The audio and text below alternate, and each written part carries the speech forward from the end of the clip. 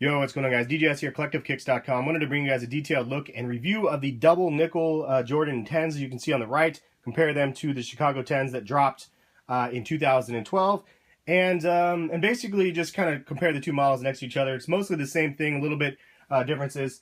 And if you guys didn't know a little history on the shoe, it did come out in 1995.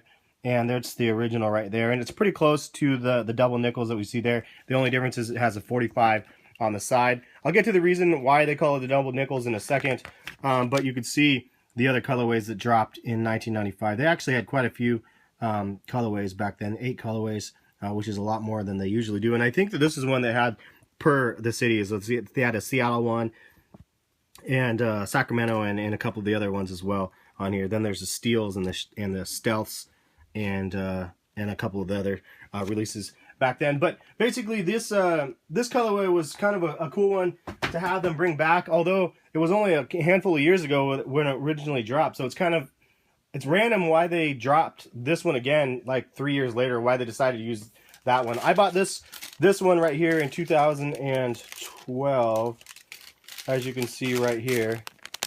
So 121 2012, and the price on this is the part that is insane. You guys ain't gonna believe that. Check that out. Can't know if you can read that. Can't read that probably. $85. So I got this in the employee store back in the day when I was able to get them from the employee store. Way crazy price, $85. It's half price of retail now. These ones were $160. These ones were $190 when they dropped the other day, 2015. So the price point definitely jumped up. Quality is an improvement of the previous like years, I guess, of retros. This quality on this one wasn't too bad, honestly, in my opinion. But though there's some things that you'll notice that are totally like kind of off. So they did make some improvements on the newer model. But it's kind of tough to judge the quality of the retro remastered series, because if you compare them to other Jordans from like the previous 2 years or so, maybe 3 years, then yes, the leather quality is definitely a step up. The build quality is pretty much the same. There's a lot of issues along the midsoles, painting of the midsoles and stuff like that, and the stitching. And you can see this has a thread loose on the top right here. Like stuff like that is just that hasn't improved, like the production quality, but the leather quality has improved. Now compare this to like the Dunk Luxes that I have in like the white colorway, which I wish I brought out here for you guys. But those ones, and I don't know where they are, otherwise I'd grab them. But those ones, like the leather quality on those seem a little bit better than these. Same with the black leather. If you saw the Oreo Jordan 4 comparison to the Lux, the Dunk Lux in the black colorway, way better quality leather on the black Luxes for some reason than on the Jordans. But so if you compare like quality to previous retros, though, in the last handful of years, the materials are definitely better. And you can see the tumbling on here is pretty nice. And you have the stitching on the 4.5 right there. If you guys don't know the significance of the 45, it's his Jordan's number that he actually used when he played baseball. And he stopped playing basketball for a couple years and actually played pro baseball, and his number was 45. Came back to the NBA, and that's why these ones are kind of dubbed the double nickels. Not because of the 45, obviously, because it doesn't equal 55, but basically he came back wearing the 45, and then a couple games into the season, he ended up knocking out a 55-point game, I guess, in Madison Square Garden.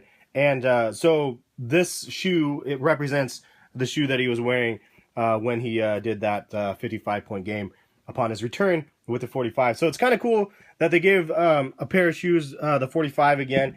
It's not too often you see the 45 on a pair of shoes. I think the Barons have them, and I have the Barons out here. I should have grabbed them out and shown you, but it is what it is.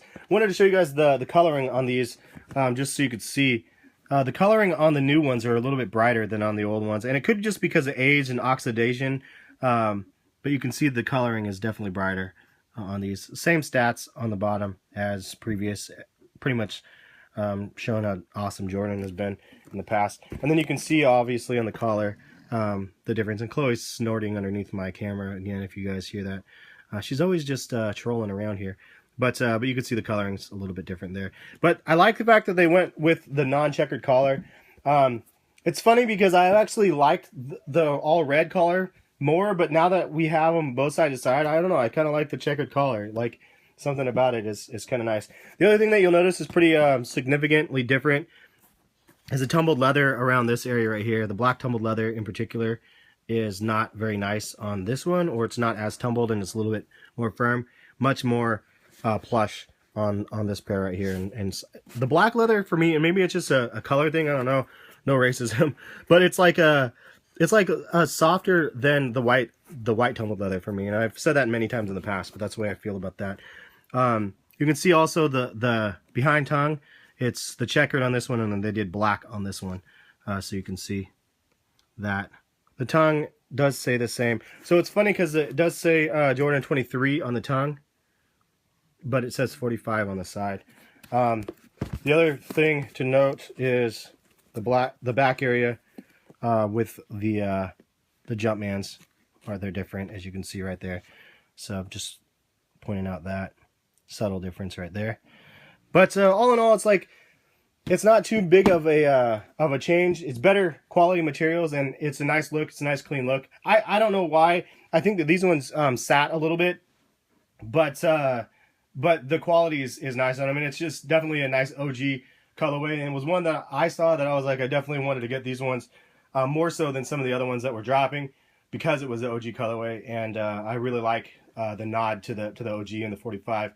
And then the double nickel name threw it off for me a little bit, as well as I'm sure everybody else.